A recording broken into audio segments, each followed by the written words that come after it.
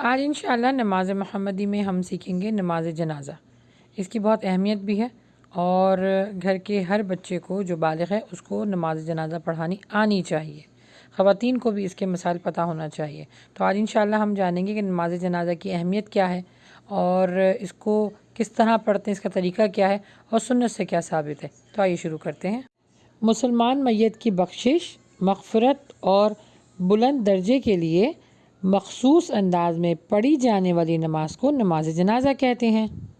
سیدنا ابو ہریرہ سے مروی ہے کہ رسول مقبول صلی اللہ علیہ وآلہ وسلم نے فرمایا، جو آدمی نماز جنازہ پڑھنے تک میت کے ساتھ رہتا ہے اسے 1 قرات کا ثواب ملے گا، اور جو دفنا کر اس کے ساتھ رہتا ہے یعنی دفن ہونے تک اس کے ساتھ کھڑا رہتا ہے تو اسے 2 قرات ثواب ملے گا، اور 2 قرات 2 بڑے بڑے پہاڑوں کے برابر ہوتا ہے، جیسے احد کا پہاڑ۔ تو جو میت کے ساتھ نماز جنازہ اس کی پڑھے گا اور اس کی تدفین تک کھڑا رہے گا تو اللہ کے نبی صلی اللہ علیہ وسلم نے فرمایا کہ 2 قرات جو پہاڑوں کے برابر ہوتے ہیں اس جیسا ثواب ملے گا انشاءاللہ۔ لیکن یہ جان لیجئے کہ نماز جنازہ پڑھانا اور یہ پڑھنا جو ہے وہ فرض کفایہ ہے، یعنی کسی ایک نے پڑھ لی تو سب کو اس کا اجر ملے گا، لیکن اگر کسی ایک نے بھی نہیں پڑھی تو سب کو اس کا گناہ ملے گا۔ اور ہمارے معاشرے میں یہ رواج بھی قائم ہو گیا ہے کہ نماز جنازہ صرف اور صرف مفتی، مولوی صاحب یا عالم دین پڑھیں گے، لیکن یاد رکھیں یہ صرف انہی کی جاب نہیں ہے، یہ بات بالکل درست نہیں ہے۔ نماز جنازہ آپ کے گھر کے ہر مرد کو پڑھنی آنی چاہیے۔ اور میری اس ویڈیو کے ذریعے جو خواتین مجھے سن رہی ہیں، پلیز آپ بھی اپنے بچوں کو، اپنے بھائی، شوہر یا جو بھی آپ کے گھر میں مرد ہیں ان کو پلیز نماز جنازہ پڑھنا سکھائیے۔ اس کا ثواب بہت ہے، اس کا اجر بہت ہے، اس کی اہمیت بہت ہے۔ پہلے کچھ اس کے مسائل ہیں وہ سن لیجئے کہ نماز جنازہ جو ہے وہ عیدگاہ میں بھی ہو سکتا ہے اور مسجد میں بھی ہوتا ہے۔ امام شافعی اور جتنے بھی امام تھے وہ مسجد میں نماز جنازہ پڑھنے کے قائل تھے۔ نماز جنازہ میں اگر عورتیں شریک ہونا چاہیں تو وہ بھی شریک ہو سکتی ہیں، لیکن اہتمام کر کے نماز جنازہ کے لیے نہ جائیں۔ اگر کچھ خواتین مسجد میں ہیں اور وہاں پہ کوئی نماز جنازہ پڑھایا جا رہا ہے تو وہ ایسے ہی کھڑی ہوں گی، پہلے امام صاحب، پھر مرد، پھر بچے اور اس کے بعد پھر خواتین، اور خواتین کا الگ اگر اہتمام ہو تو پھر وہ پڑھ سکتی ہیں نماز جنازہ۔ حضرت عائشہ سے روایت ہے کہ رسول مقبول صلی اللہ علیہ وسلم نے بھی نماز جنازہ مسجد میں پڑھائی، اور عبداللہ بن عمر ان سے بھی ثابت ہے کہ انہوں نے بھی حضرت سیدنا عمر بن خطاب کی نماز جنازہ بھی مسجد میں پڑھائی ہے۔ تو عموماً یہ جو رواج ہے مسجد میں پڑھانے کا یہ سنت سے ثابت ہے، لیکن اگر عید گاہ میں بھی کوئی پڑھاتا ہے، اگر اجتماع زیادہ ہے تو وہ بھی سنت سے ثابت ہے۔ اچھا، آخر میں آپ کے ساتھ پورا طریقہ شیئر کر لوں گی کہ نماز جنازہ کس طرح پڑھائی جا سکتی ہے۔ پہلے یہ سن لیجئے کہ نماز جنازہ جو ہے وہ بچوں کی بھی جو ہے وہ نماز جنازہ پڑھائی جاتی ہے، اور جو بچے ابھی مکمل پیدا نہیں ہوئے ہوتے ان کی بھی نماز جنازہ جو ہے وہ پڑھائی جاتی ہے۔ اچھا، نماز جنازہ کی کچھ دعائیں ہیں، اور شہید کی نماز جنازہ اگر پڑھائیں تو بھی بہت اچھا ہے، اگر نہیں بھی پڑھائیں تو بھی جو ہے وہ سنت سے ثابت ہے۔ غائبانہ نماز جنازہ بھی ادا کی جا سکتی ہے، یہ بھی اللہ کے نبی صلی اللہ علیہ وسلم سے ثابت ہے۔ اب اس کا طریقہ جان لیجئے۔ نماز جنازہ میں 4 تکبیرات ہوتی ہیں۔ پہلی تکبیر میں تعوذ کے بعد آپ نے سورۃ الفاتحہ اور مزید جو قرآن آپ کو یاد ہے وہ امام صاحب پڑھیں گے، ٹھیک ہے، قرآن کا کچھ حصہ پڑھیں گے۔ دوسری تکبیر میں پھر اللہ اکبر کہہ کر ہاتھ بلند کرنے ہیں، رفع دین کرنا ہے۔ پھر دوسری تکبیر کے بعد درود ابراہیمی پڑھنی ہے، پھر آپ نے ہاتھ بلند کر کے اللہ اکبر کہنا ہے۔ پھر تیسری تکبیر کے بعد میت کے حق میں جو دعائیں ہیں انشاءاللہ وہ میں آپ کے ساتھ شیئر کر لیتی ہوں، وہ پڑھنی ہے۔ پھر آپ نے جو اللہ اکبر کہہ کے اپنا جو ہے وہ ہاتھ ریز کرنا ہے یعنی رفع دین کرنا ہے۔ پھر چوتھی تکبیر کے بعد ایک طرف جو ہے وہ سلام پھیر لینا ہے، اور اس میں کوئی رکوع نہیں ہے، کوئی سجود نہیں ہے۔ اور اگر سورۃ الفاتحہ کے بعد آپ قرآن کی کوئی سا بھی حصہ یعنی ملانا چاہتے ہیں، کوئی سی بھی سورت پڑھنا چاہتے ہیں، وہ بھی اللہ کے نبی صلی اللہ علیہ وسلم سے ثابت ہے۔ اچھا، اس کی جو نماز جنازہ کی جو تکبیرات ہوتی ہیں وہ جہری ہوتی ہیں، یعنی اونچی آواز میں بھی تلاوت کی جا سکتی ہے۔ اچھا، اور دوسرا یہ ہے کہ نماز جنازہ جو ہے وہ عام نماز جو فرض نماز ہوتی ہے اس سے مختلف ہوتی ہے۔ جیسے میں نے آپ کو بتایا اس میں رکوع اور سجود نہیں ہوتا، اس میں صرف اور صرف قیام ہوتا ہے۔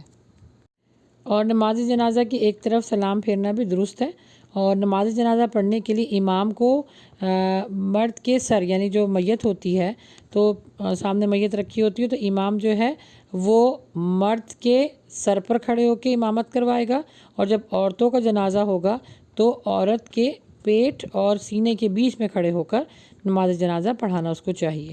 یہ سنت سے ثابت ہے۔ باقی ان کے کچھ مسائل ایسے ہیں جیسے کہ میت کا بوسہ لینا تو بالکل لے سکتے ہیں۔ حضرت سیدنا ابو بکر نے رسول صلی اللہ علیہ وسلم کی وفات کے بعد آپ نے ان کا بوسہ لیا تھا اور رونے لگے، تو بوسہ لیا جا سکتا ہے۔ بہرحال جیسے کہا جاتا ہے کہ مرنے والے کے پاس کھڑے ہو کے سورہ یاسین پڑھے، یہ سنت سے ثابت نہیں ہے۔ میاں بیوی کو اور بیوی میاں کو غسل جو ہے دے سکتی ہے میت کے بعد، کیونکہ حضرت عائشہ سے روایت ہے، اللہ کے نبی صلی اللہ علیہ وسلم نے فرمایا کہ اگر عائشہ تم فوت ہو گئی تو میں تمہیں غسل دوں گا۔ تو اس سے یہ ہے کہ مرد عورت میاں بیوی جو ہیں وہ ایک دوسرے کو غسل دے سکتے ہیں۔ پھر یہ کہ تدفین کرنے کے بعد جو ہے وہ دعا مغفرت کر سکتے ہیں۔ یہ کہ قرآن خوانی کرنا اور اس کے بعد تیجا، 40واں اور برسی، یہ سنت سے ثابت نہیں ہے۔ اور خاص طور پہ جو ہمارے عرف عام میں مشہور ہے کہ مرنے کے فوراً بعد یا تو وہ چیوں کے اوپر لا الہ پڑھا جاتا ہے، یہ بھی بدعت ہے۔ اللہ کے نبی صلی اللہ علیہ وسلم سے ایسا کوئی عمل ثابت نہیں ہے۔ اور یا کہ لوگ بیٹھ کے قرآن خوانی کرنے لگ جاتے ہیں، یہ بھی عمل ثابت نہیں ہے۔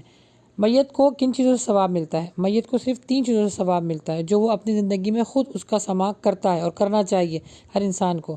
انسان جب فوت ہو جاتا ہے تو اس کے 3 اعمال اس کے ساتھ جاتے ہیں جس کا ثواب وہ وہاں رہ کے بھی پاتا ہے۔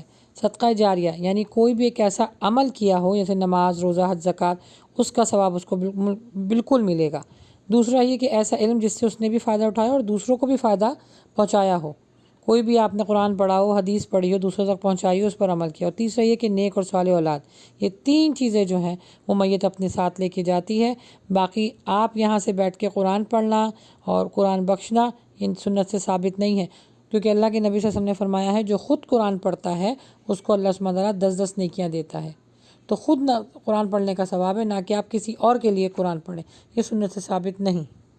ہاں یہ بالکل ہے کہ آپ دعائیں مغفرت کر سکتے ہیں، میت کی طرف سے آپ صدقہ خیرات کر سکتے ہیں، حج عمرہ کر سکتے ہیں، لیکن جو عمل ہمارے عرف عام میں مشہور ہے وہ بدعت ہے، وہ نہ کرنا زیادہ مناسب ہے۔ تو آئیے اس دعا کے ذریعے اپنے جانے والوں کے لیے ہم دعا مغفرت کریں اور اس کا ترجمہ اور اس کی تجوید بھی سیکھیں، اور اس ویڈیو کو زیادہ سے زیادہ شیئر کریں تاکہ آپ کے لیے بھی صدقہ جاریہ ہو۔ وہ دعا یہ ہے: اللہم ان فلان ابن فلان فی ذمتک وحبل جوارک فقیہ من فتنة القبر وعذاب النار وأنت أهل الوفاء والحق اللهم فاغفر له وارحمه إنك أنت الغفور الرحیم۔ جی اس کی تجوید سلو کر کے بتائی گئی ہے تاکہ آپ کو پڑھنے میں آسانی ہو۔ اس کو یاد کیجئے اور اس ویڈیو کو آگے شیئر کیجئے تاکہ جتنے لوگ اس دنیا سے جا چکے ہیں ان کے لیے دعائیں مغفرت کی جا سکے۔ اب اس کا ترجمہ سن لیجئے۔ اے اللہ، بے شک فلاں بن فلاں، یعنی یہاں پہ نام آئے گا، تیرے ذمے کفالت میں ہے اور تیری ہمسائیگی اور امان میں آ گیا ہے، سو تو اسے قبر کی آزمائش اور آگ کے عذاب سے محفوظ فرما دے۔ تو وعدے کو پورا کرنے والا اور حق والا ہے۔ اے اللہ، اسے بخش دے اور اس پر رحم فرما، بے شک تو بہت ہی بخشنے والا اور رحم کرنے والا ہے۔